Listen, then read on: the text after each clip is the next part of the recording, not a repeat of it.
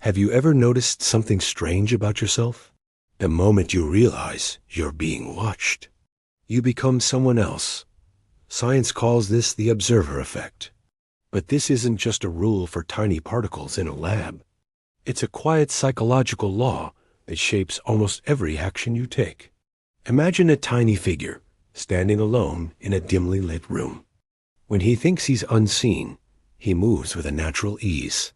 He's calm, unfiltered, and completely himself.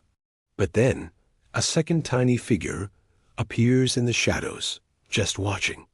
Instantly, the first one stiffens. His posture shifts. His choices change ever so slightly. This isn't just a scene from a miniature world. This is the human condition. We don't behave the same when we feel eyes on us. Even the mere possibility of being observed mends our nature into something more careful, more curated, and maybe more fragile. In physics, the observer effect states that the act of measuring something changes the thing being measured. In psychology, the meaning is just as profound.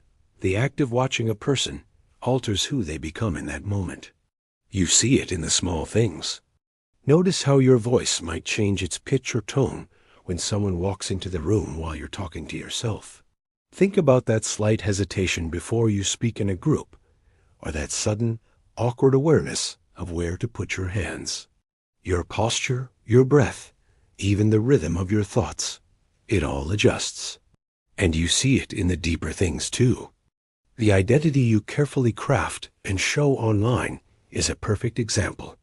The version of yourself you present to your friends, the mask you wear in public, these are all products of the observer effect. It creates an invisible barrier between who you genuinely are and who you feel you need to display. Most of us believe we act with complete freedom. But in truth, the silent presence of others creates a constant, unspoken pressure. A pressure to perform, to adjust, to hide certain parts of ourselves and reveal others, all depending on who is watching. Let's go back to our tiny world. Picture a small, candle-lit table. On it, there's a miniature mirror, a tiny open notebook, and a quill. When no one is watching, the reflection in the mirror is perfectly clear. Thoughts flow freely onto the page. Every movement is natural and unforced.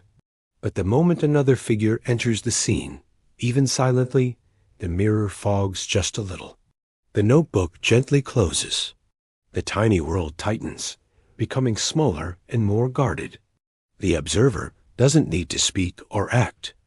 Their simple existence is enough to reshape the entire environment. This effect explains so much about human behavior. It's why we act differently at work versus at home, in a crowd versus with a loved one, or on camera versus off. It's a powerful reminder that your identity isn't a fixed, solid object. It's more like a living, breathing pattern, always shifting and adapting to whatever eyes fall upon it.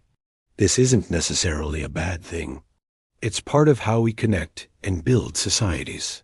But there is a deeper, perhaps darker, truth hidden within this phenomenon. It's in the moments when no one is watching that you meet the real version of yourself, the one that doesn't perform, the one that doesn't feel the need to adjust, the one that isn't split into different roles for different audiences. The observer effect reveals a quiet paradox. We often understand ourselves most clearly only in moments of perfect, uninterrupted solitude. It's in those moments of true privacy that the mask dissolves, and we are left with our unedited core. So in the end, the question isn't just who are you? A more revealing question might be, who are you when you're absolutely sure no one is watching? Think about it. Thanks for watching. If this made you think, consider subscribing for more explorations into the human mind.